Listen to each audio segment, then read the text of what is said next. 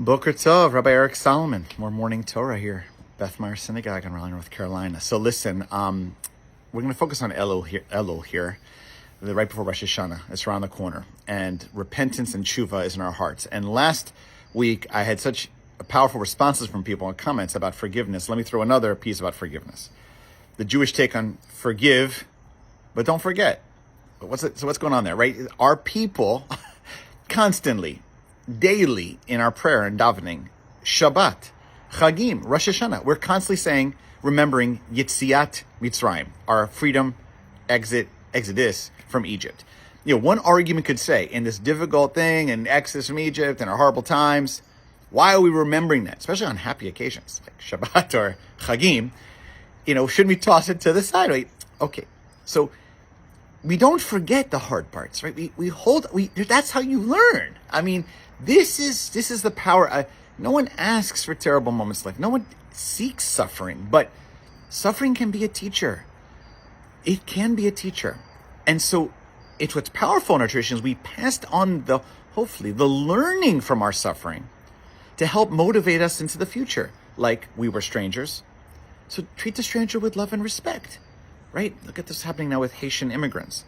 However you feel about the wider question about immigration or speaking about human beings in such a dehumanizing way is against every aspect of what the Torah teaches about honoring the stranger. It is despicable. All right, so come back.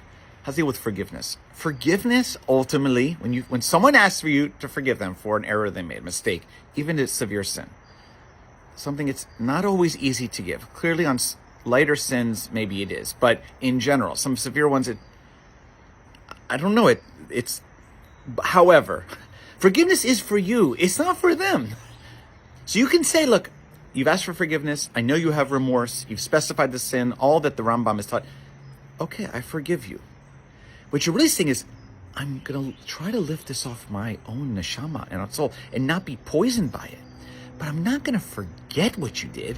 I also don't need to be your best friend anymore. I don't even need to hang out with you socially anymore necessarily. Like, that doesn't mean forgiveness means everything's clean and great. It doesn't mean you're my best friend and I love you tons. No, it could mean I've forgiven you. I've let it go from me. Move on. Stop being. You've already committed the sin, months ago, years ago, and I'm still living with it now. You've moved on.